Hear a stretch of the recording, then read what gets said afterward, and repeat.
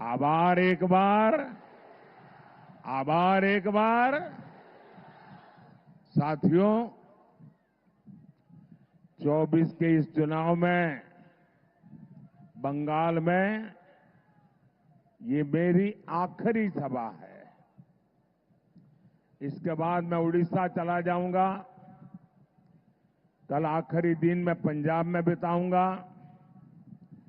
एक प्रकार से कल शाम को प्रचार पूरा हो जाएगा और उस अर्थ में बंगाल की ये मेरी 2024 के चुनाव की आखिरी सभा में इस पवित्र मिट्टी के दर्शन करने का मौका मिला है।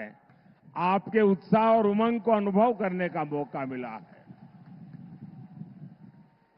2024 का ये लोकसभा चुनाव कई मायनों में अलग है, अद्भुत है। ये चुनाव आगे बढ़कर के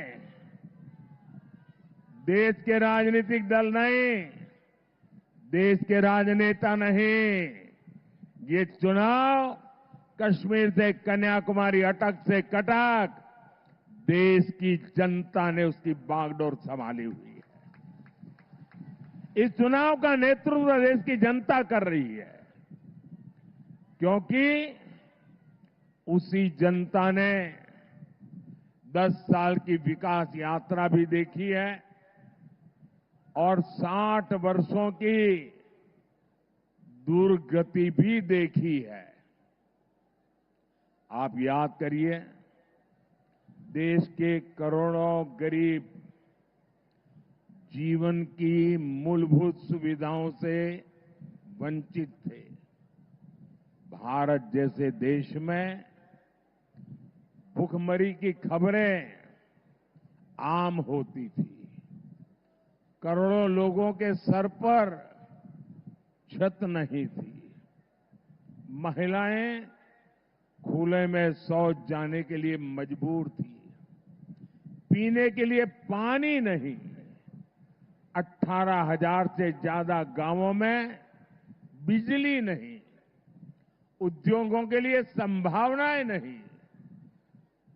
ये तो एक दृश्य। सबसे बड़ा दुर्भाग्य ये भी था कि सुधार के लिए चर्चा भी नहीं होती थी।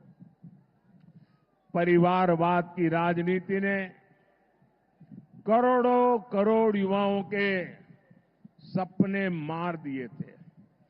5-5 पीढ़ी को आजाद हिंदुस्तान में तबाह कर दिया गया। उनके सपनों को रौंद दिया गया।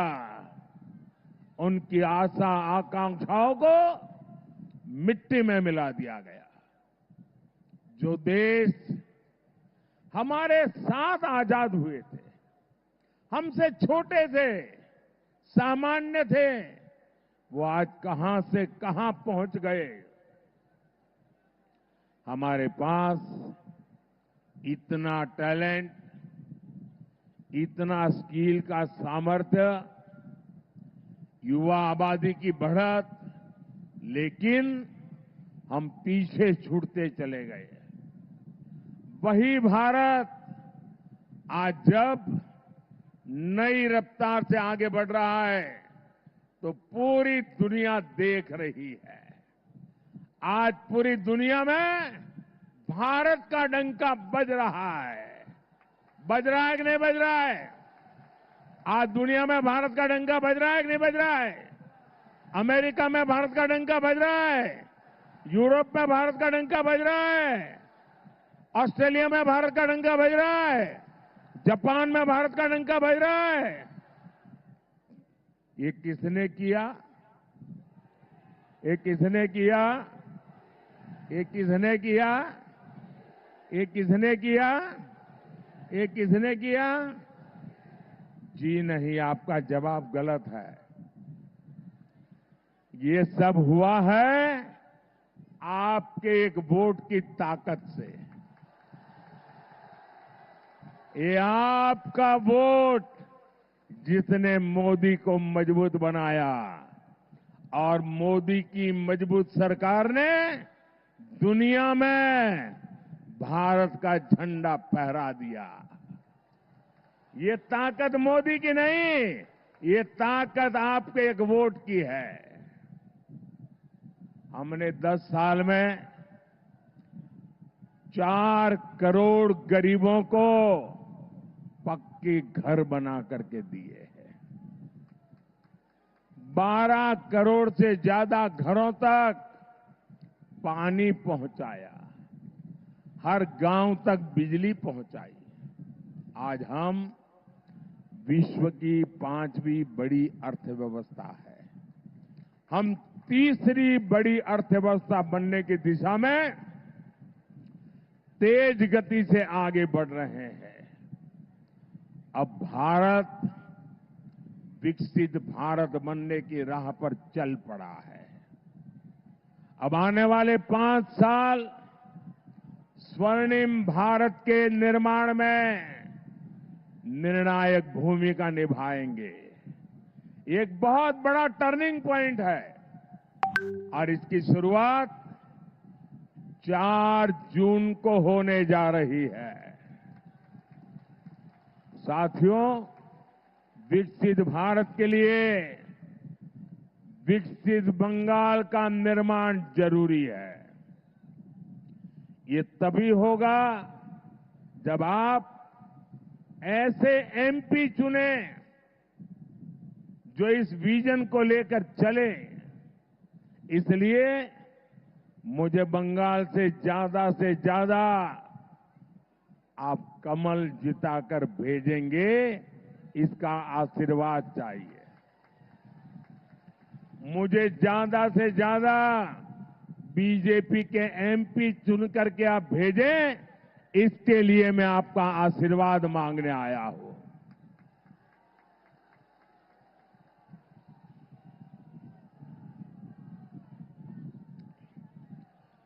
मैं आपको भरोसा देता हूं, मैं आपको गारंटी देता हूं, मैं विकसित बंगाल बनाने के लिए पूरी ताकत लगा दूंगा। साथियों, टीएमसी और इंडी जमात वाले बंगाल को विपरीत दिशा में लेकर जा रहे हैं। बीजेपी पर बंगाल के लोगों का प्यार टीएमसी को बर्दाश्त नहीं हो रहा है। इसलिए टीएमसी बुरी तरह बौखलाई हुई है।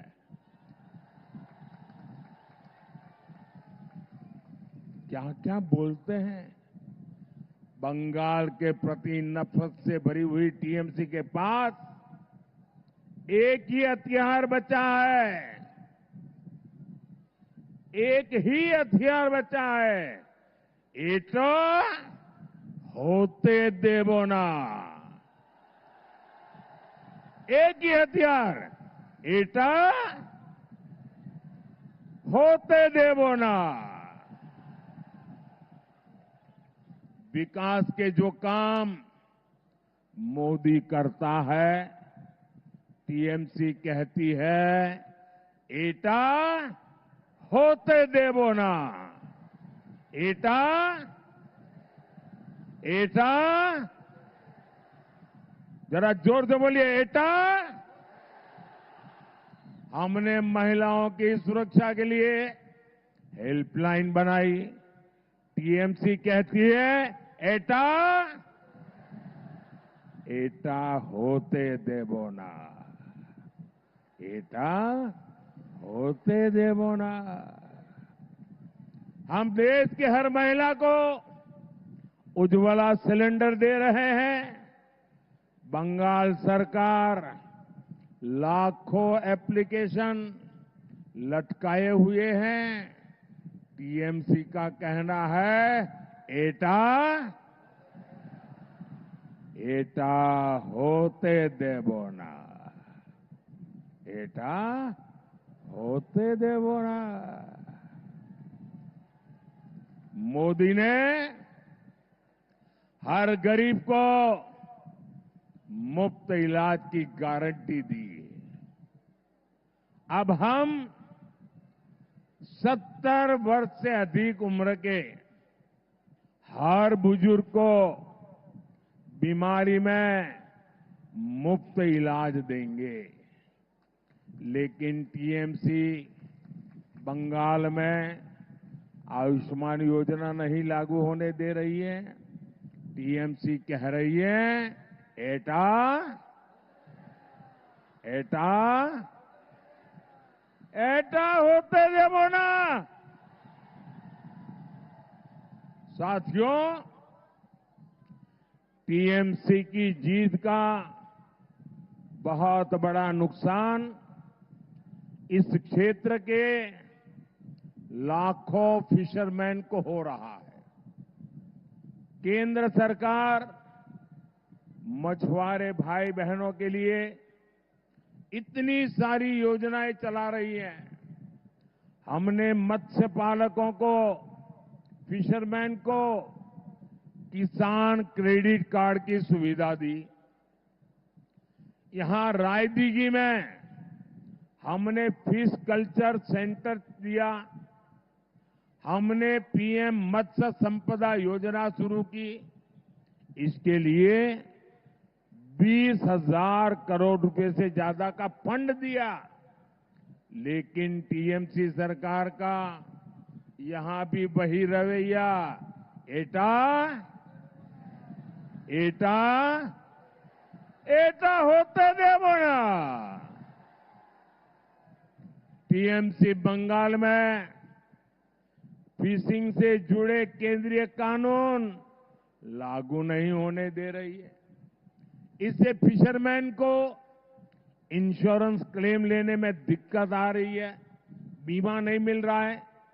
लेकिन टीएमसी वालों को आपकी चिंता नहीं है। इनको तो अपने तोलाबाजों और कट मनी सिस्टम से मतलब है। ऐसी टीएमसी को जरा मुझे पूरी ताकत से बता दीजिए, देश पूरा आपको देख रहा है, क्या ऐसी टीएमसी को आप सजा देंगे? आप टीएमसी को सजा देंगे? कड़े से कड़ी सजा देंगे? हर पोलिंग बूथ में उनका सफाया कर देंगे? साथियों, इस क्षेत्र में नदी कटान रोकने के लिए हमारी सरकार पैसे भेजती है।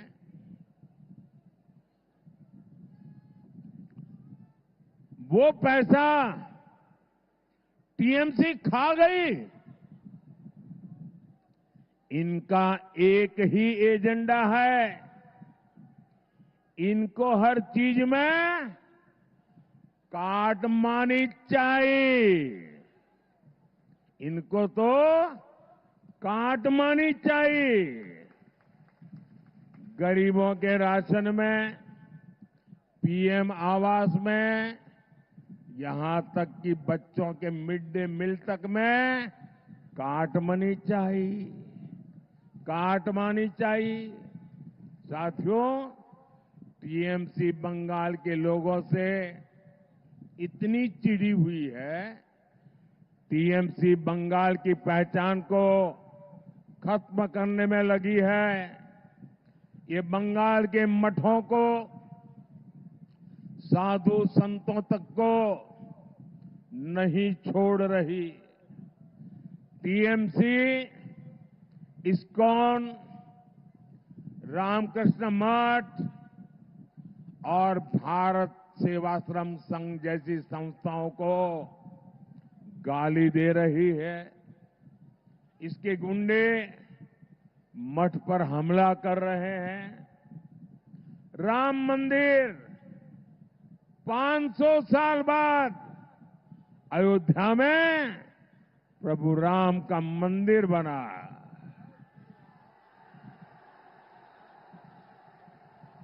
जय श्री राम, जय श्री राम। जय श्री राम। राम मंदिर हमारी आस्था का केंद्र है। टीएमसी के लोग राम मंदिर को अपवित्र बताते हैं। ऐसी टीएमसी कभी भी बंगाल की संस्कृति की रक्षा नहीं कर सकती।